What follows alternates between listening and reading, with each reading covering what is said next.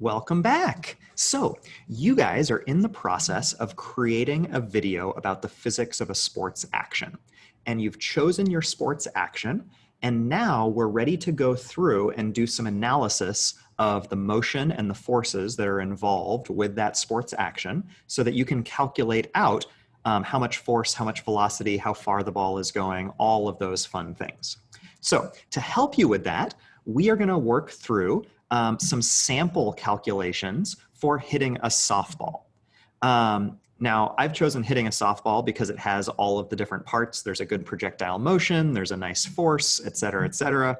But your sport might be slightly different, and that's just fine. You could use these same ideas, just modify the numbers to figure out your parts. This will also be really helpful because, hint, hint, wink, wink, nudge, nudge, this might be really similar to questions that you will see in the future on a quiz. Hint, hint, wink, wink, nudge, nudge. You understanding what I'm saying here? Like, this might be similar to your quiz. Hint, hint. This is the quiz. It's like the same thing. So pay close attention and take good notes. All right, jot it all down. You will need your physics everything sheet right here. It's on the back side of your core tools packet, page H. So make sure you have your physics everything sheet out because we are going to reference the equations on that. All right, let's get started. So this is going in on page whatever of your notebook, whatever your next page is. 18? Are we on 18? That's close. Okay, so first question. A softball pitcher pitches the ball from 40 feet from the plate. Okay, so I'm going to go through and just kind of highlight the main ideas. 40 feet from the plate.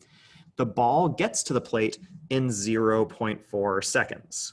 What is the velocity of the pitch in meters per second? In miles per hour. Okay, so I've got to answer two questions. First, the velocity in meters per second.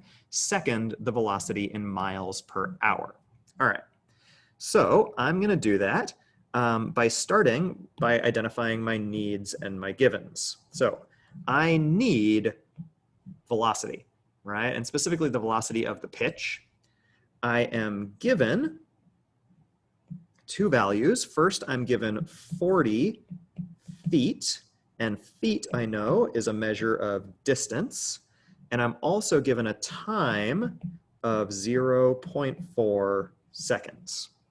Okay, so first I need to find the velocity of the pitch in meters per second. So I'm looking for an equation. I'm going to check my physics everything sheet, and I see horizontally, I can find a horizontal velocity, or I could just use the velocity equation. That is velocity equals distance over time. Perfect. And I have a distance and I have a time, 40 feet over 0.4 seconds. All right, I'm pretty much there, except I need it in meters per second, and I've got feet per second. So now I need to convert my feet into meters. Unit conversions. Yes. Okay. My seconds are good. Those can stay. All right. So 40 feet into 0.4 seconds. So I'm going to make a bunch of my unit converter fractions, right? Because I have feet, so I need to get rid of feet. And I could try putting feet into something that I know the conversion of. And actually the only converter that I know from English units, feet, inches, to metric units is 2.54 centimeters in an inch. That's just one that I have in my head. So I'm going to start by going feet to inches, right? And I know there are 12 inches in 1 foot. That's going to let me go through and get rid of my feet, and now I'm in inches. So now I need another converter. Now I need to convert out of inches. So inches was on the top, so I'm going to put inches on the bottom, and into centimeters. And I know that there are 2.54 centimeters in 1 inch. Okay, so that is getting me to centimeters. but I need it in meters per second. So then my last one, my third unit converter, I have centimeters on top, so I need to put centimeters on bottom so that it cancels, and I'll convert it into meters. And I know that in 1 meter, there are 100 centimeters. So that'll allow me to cancel centimeters on top, centimeters on bottom. All right, so I've left myself with a bunch of stuff on top and a bunch of stuff on bottom. Now, when I'm multiplying and dividing, I don't have to worry about any of the ones because those will kind of take care of themselves. So like the 1 there and the 1 there and the 1 there, and multiplying anything by 1 is itself. So what I am going to do is I'm just going to multiply everything on the top and divide by everything on the bottom. Now I could also multiply the two things on the bottom together, like 0.4 times 100 is 40. I could divide by 40, but I'm just going to divide by everything on the bottom because they're divisions. Okay, so I'm going to do 40 times 12, because that's on the top, times 2.54, because that's on the top, divided by 0.4, divided by 100. And that gives me 30.48.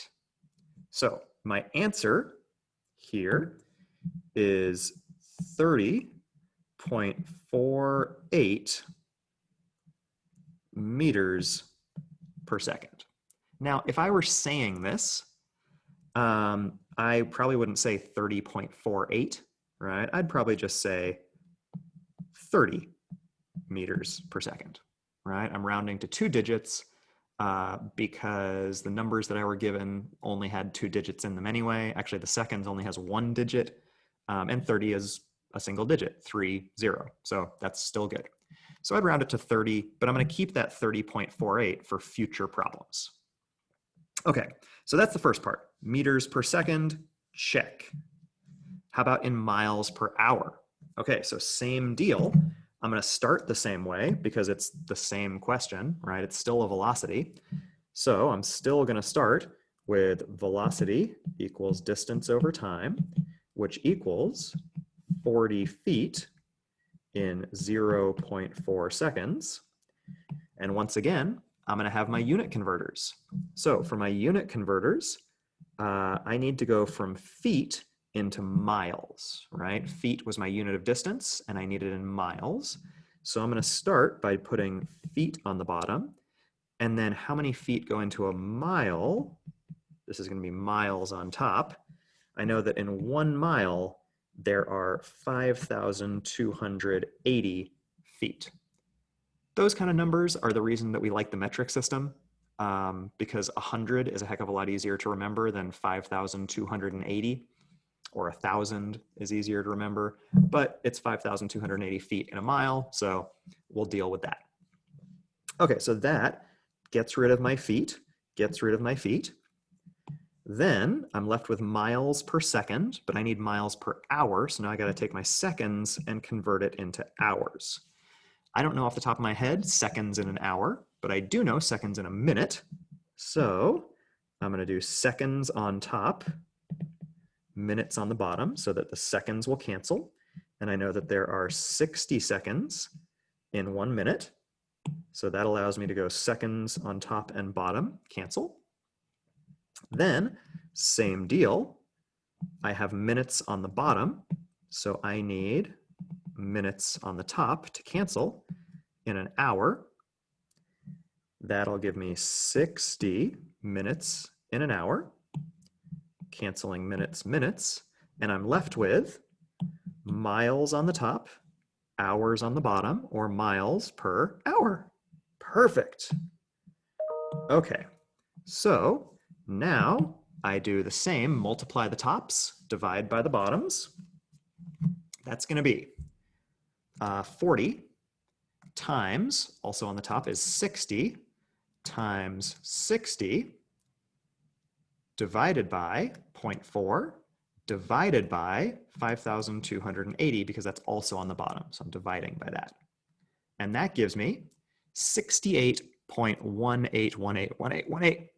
All right, so I'm going to write that out as 68.18. But again, it's in miles per hour. I wouldn't say I'm going 68.18. I'm just going to take it to 68 miles per hour.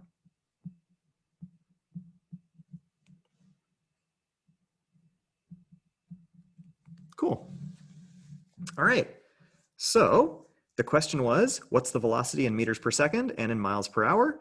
That has me at a 68 mile per hour velocity pitch. Is it possible that a softball pitcher could pitch at 68 miles per hour? That seems reasonable. I know a Major League Baseball pitcher pitches at like 95 or 100 miles an hour. Softball's a bigger ball, so it's harder to get going as fast.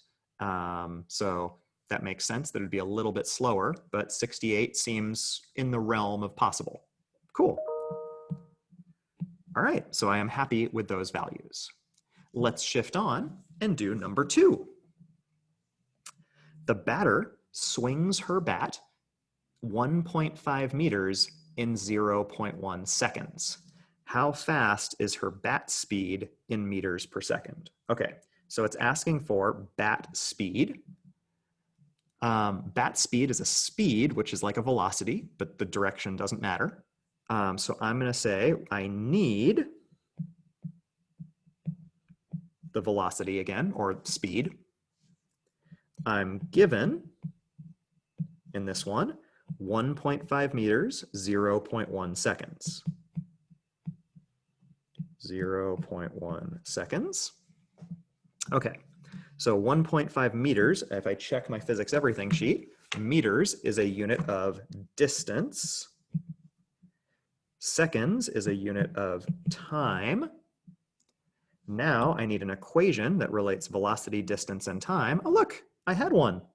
It's that same equation up there. Velocity is distance over time. So I can do velocity is distance over time. And I plug in my distance and I plug in my time. 1.5 meters divided by 0.1 seconds equals 1.5 divided by 0.1 gives me 15 meters per second. And it asks for the bat speed in meters per second. So that is a good answer, 15 meters per second. Great. Okay. Question 3. The collision between bat and ball is 100% elastic. What is the velocity of the ball as it leaves the bat? Okay, so for this one, we're going to have to conceptualize how we model these things because we don't know if the bat has any like kickback on it. Like normally, if you hit a ball, the ball goes forward and your bat gets pushed backwards, but then your hands keep pushing it forwards. And we don't have information about like how much does the bat kick back, how big is the person, how strong is the person, do they keep moving it forwards? So here's how we're going to model it. We're going to assume that when we say the bat is moving forwards at 15 meters per second, it is like a wall moving forwards. It has no kickback, no reaction to the ball. It's just a constant wall moving forwards. That's an unfair assumption. It's not real, but it's close enough that we'll say, okay, good enough. All right, so then if it's 100% elastic, that means there's going to be no loss of stickiness, no friction, so that all the velocity coming in will transfer to velocity going out. All right, so what that allows us to do is, and actually let's kind of demonstrate it because I have a ball here. I have a wall over here. So let's think about it, right? So here's my ball, there's my wall. You can see it up in the corner there. If I take the ball and I throw it against the wall and it's 100% elastic. At 100% elastic, if I throw it in at 10 meters per second, it'll bounce back at how much? 10 meters per second, right? Because if it goes in at 10, it comes out at 10 because it's 100% elastic, full bounce. Full bounce means it comes back exactly the same. So So I throw it in at 10, it comes back out at 10. Now, what if the wall was also moving towards me at 5 meters per second? Then I'd have the 10 that it bounces off plus the 5 meters per second that it's moving towards me. So 10 plus 5 would give me 15 meters per second. Now, obviously, I can't make the wall come towards me, but you can imagine, right? I throw it, it's coming towards me at 5, plus the 10 comes back at 15. Okay. So in this case, what we're going to assume is that we can just take the ball speed plus the bat speed, and that gives us our total velocity. So our ball speed coming in was 30 meters per second. 30.48 is the number that I'm going to use because that was the previous more accurate number. And I'm always going to use the more detailed accurate number when doing these guys. So I'm not going to take the rounded one. I want to make sure I'm using as detailed as I can. So I'm going to say velocity of the hit is going to equal velocity of the pitch plus the velocity of the bat, because the bat is like a wall moving towards me. That means velocity of the hit is going to equal, velocity of the pitch was 30.48 meters per second, plus the velocity of the bat was 15 meters per second from question 2, for a grand total of 45.48 meters per second. Now, we would probably round it to 45 meters per second, but for our purposes, because we're going to use it in the next question, I'm going to leave it as 45.48, right? We're just going to keep it going. Awesome. So velocity of the ball as it leaves the bat is the same as the velocity of the hit, right? When a ball leaves a bat, we say it was hit by the bat. Okay.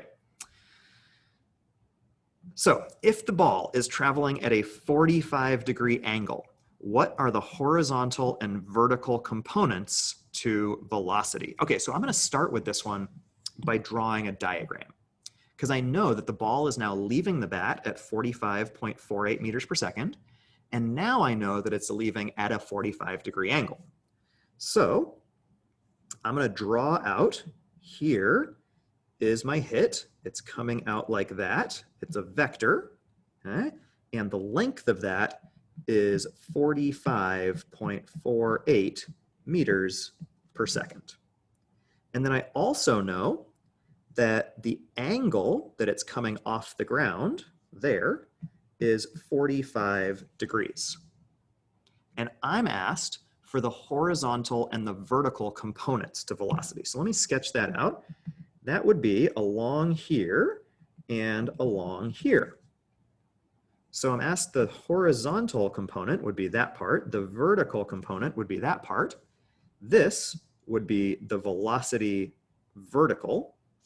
This would be the velocity horizontal. Now, because it's a 45-degree angle, and I know that horizontal and vertical are at right angles to each other, then I know that this other angle here, 45, 90, this one has to be 45 degrees. So this is also 45 degrees. And since I know the two angles are the same, that tells me that the two opposite sides also have to be the same. So I know that velocity vertical is equal to velocity horizontal.